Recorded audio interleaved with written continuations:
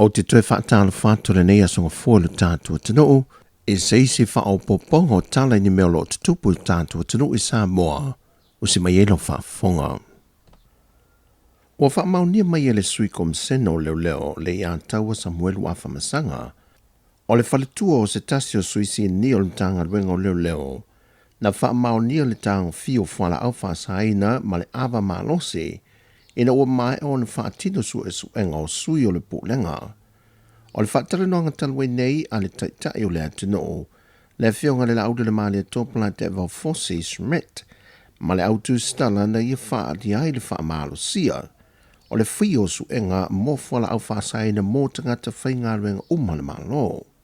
O le mtanga ruenga o leo sa whaatino mo iaiso e suenga, au avea ai le fionga ua pa aulongo e ten Filipo, ma kom sina o le mtanga ruenga. Whaamaunia mai le fionga le kom sina ia whamasanga. Usaranga su kasi ma ko ma fai test. Ma su kasi ia e kasi e apia vai nga test de menere cannabis. Ai wakusa o kolo mi ko komoli.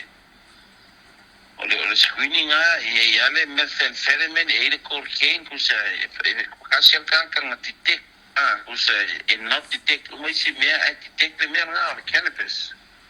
With the plant test.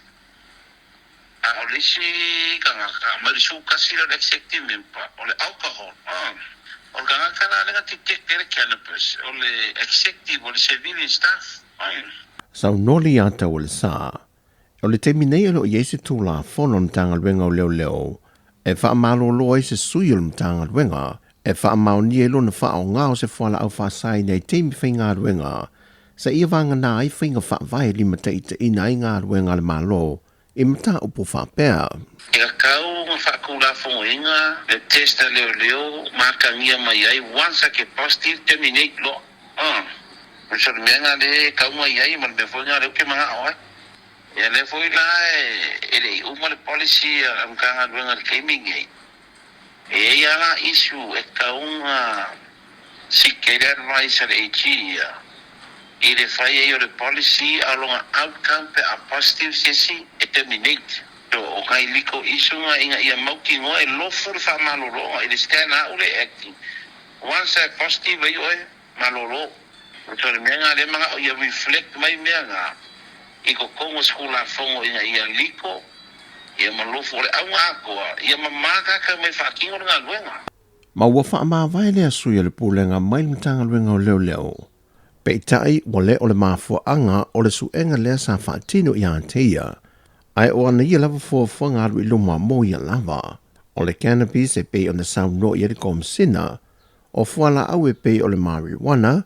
Lea foi o lo whaongai ne isi atunu o se fuala au. O le asole o le a mata o na suesua e le whaamasinonga o whainga pālota. A le tu malo whale a lili numero mo mua.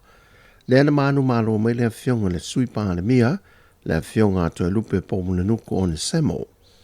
E to e tasi le mata opo whainga pālota o lo whaanga solo nei, o le whaawa wina le o le suenga, ina ua te ena le tālo sanga a le na tangi le mata opo, to i loma Lancelota la meko, e to e ave i tōla na tālo sanga.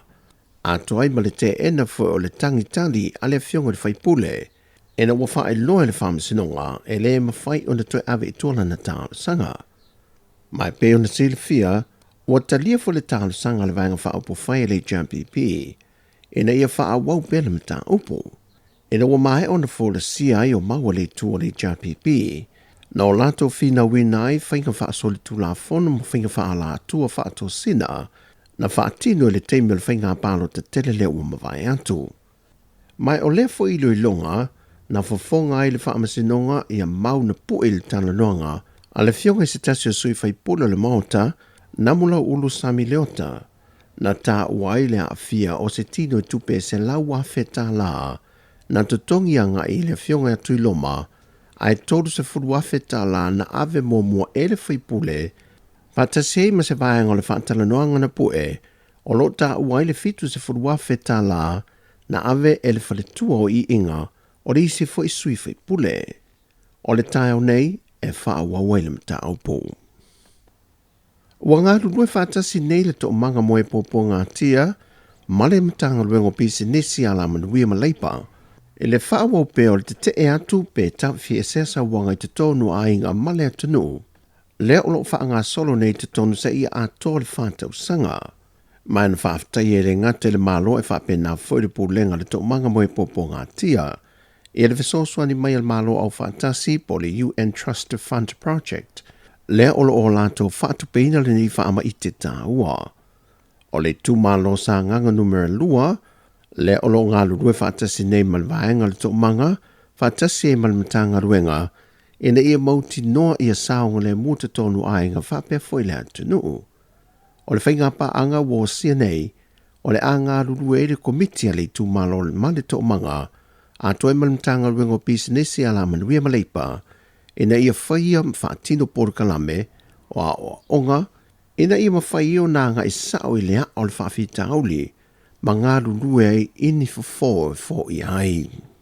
Ma le tala whai u, o lea ua silia ni ma le lua vai aso e le itoe mā losi lava le tai whausa songi, a le matanga ruenga o leo ma whanpui.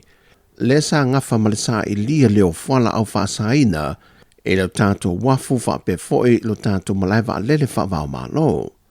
Vai loe li a tau le sa a whamasanga Samuelu.